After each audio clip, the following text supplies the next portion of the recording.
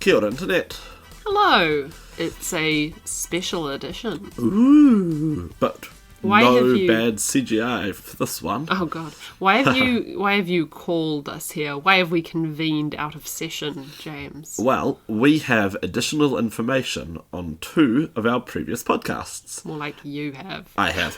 And You've kept also, me in the dark. I've got some opinions and theories. You've kept me Mostly in the theories. dark. You this afternoon you said to me, let's record a special edition of the podcast, and But most importantly, the main reason why, it's about Dragonlance. well, I knew that much. Yep. But you refused to tell me any more. So now, please enlighten Here's me. some updates for news. We did a podcast about business practices before, where we talked about Wizards of the Coast and their lawsuits that they've got against them, particularly one by Weiss and Hickman, Yes. over the a new writers- Dragonlance trilogy. The writers of Dragonlance. Now, since then, the lawsuit has been dismissed without prejudice, which means that they have voluntarily removed the suit, but have the option of resubmitting it in the future.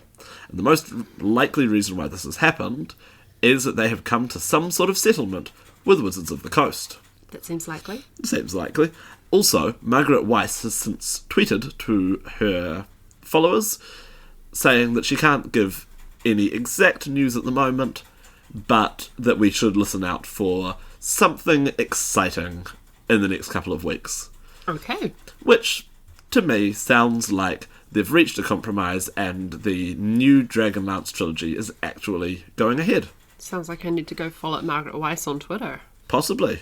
In addition, Wizards of the Coast have intimated previously that 3 classic D&D settings would be updated in the near future to 5th edition, and Joe Manganiello, the actor and massive D&D geek, has teased that he has in his possession the official stats for Draconians, which are one of the iconic Dragonlance monsters.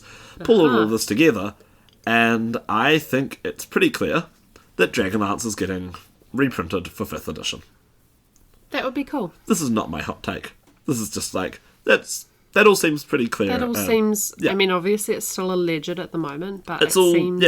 alleged, but it seems likely. It seems logical. Plausible. They've been doing a lot of products which are reprints or nostalgia tie-ins to early products, Very so true. Dragonlance would be a good candidate, potentially. So what's your So, hot take? now, my hot take is that I think there are 2 different ways that Wizards of the Coast could do this. The boring way, and then the exciting one. Go on.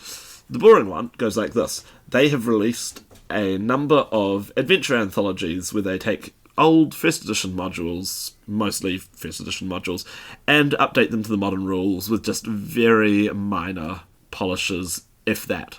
Examples? So I'm looking at Tales from the Yawning Portal and Ghosts of Saltmarsh, Right. which are just straight up reprints of earlier product. And so it'd be very, very easy for Wizards of the Coast to reprint the DL 1 through 14 series, which are the original 12 adventures.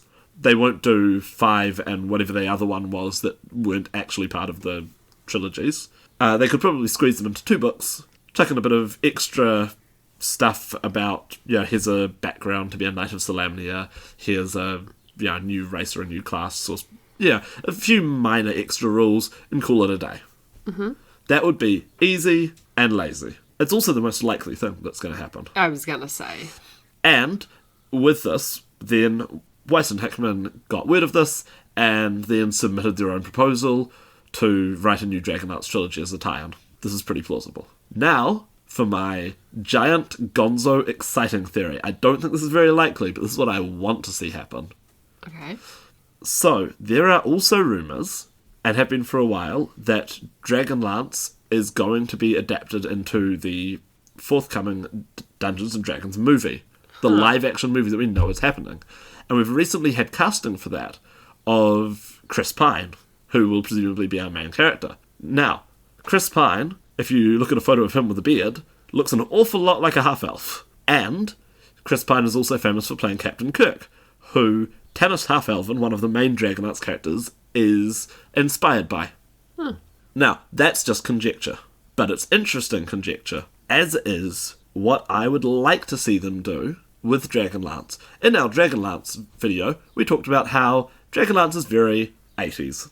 It doesn't really stand up to modern day readers, and it has some very, very problematic elements in it. So, what if they're not reprinting Dragonlance? What if they have decided that they are going to throw out all of Dragonlance and start again from scratch? That way, they could include all the iconic elements that made it popular with people, but they could revise or tweak some of the problematic elements, as well as make it more modern by including a more diverse cast of main characters, a more complex or nuanced storyline.